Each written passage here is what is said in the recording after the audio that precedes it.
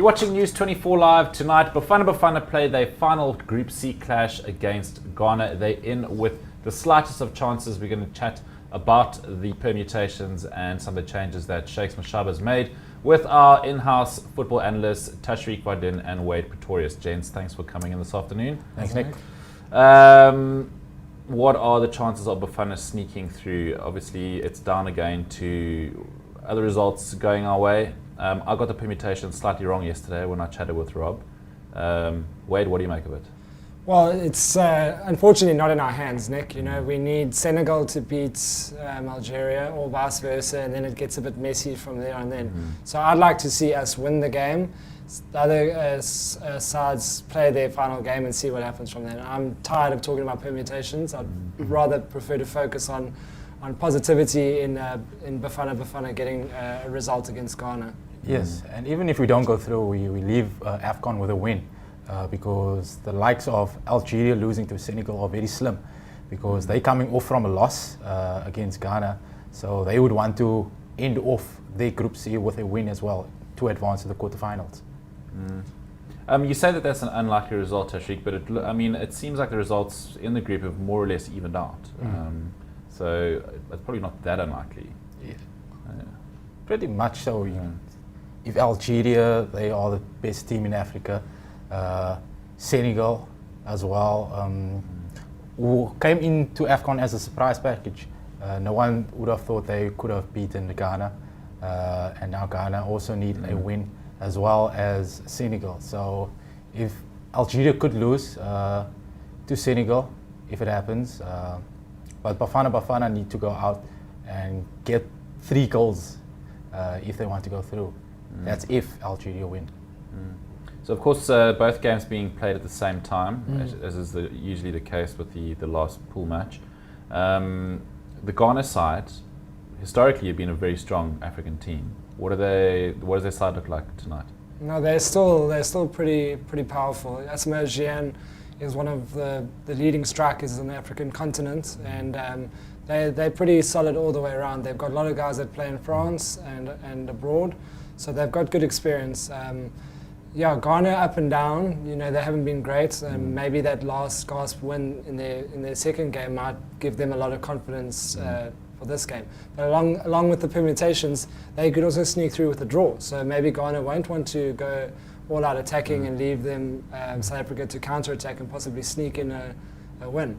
So it's one of those where every fan is going to be channel hopping between the two, trying to see firstly if Senegal are beating Algeria, and then the fans will be really excited to see if Bafana can sneak a win over a much more fancied opponent. Or South Africa, or Ghana could look at South Africa's team and look at the defense as very sloppy. You know, Rivaldo could see her coming back, a very serious knee injury. Tyson out now as well. Thabo Matlaba played a fairly better game than in his first game against Algeria, against Senegal. But that left side is still looking very sloppy. The right-hand side, we also brought Brilliant Kuzwayo in. 3 changes now in the goalkeeping department. The confidence levels in that department is not looking too very positive right now. The strange thing for me is that he kept Tokelo Ranti up front and removed Vilakazi from that number 10 role. So it's likely that Ndulula will play up front and Tokelo Ranti running in at the defences from that centre forward role. So the likes of Bernard Parker, which the fans have been screaming for to be in the starting 11, has to remain in the technical area until call upon. Judging by some of the readers' reaction, they're not too pleased about Ndulula coming in for Vilakazi. What do you make of the changes? Yeah, Vilakazi's been a danger man. Unfortunately, he's been a bit wasteful in front of goal. So you can see what Mashaba's thinking there. He's placed a lot of faith now in Ranti, and so he'll be looking for Tokelo Ranti to repay some of that faith that he's shown. As for the goalkeeper changes, that's a very surprising one. It can't be one of the many times in a tournament where all 3 goalkeepers have gotten a run.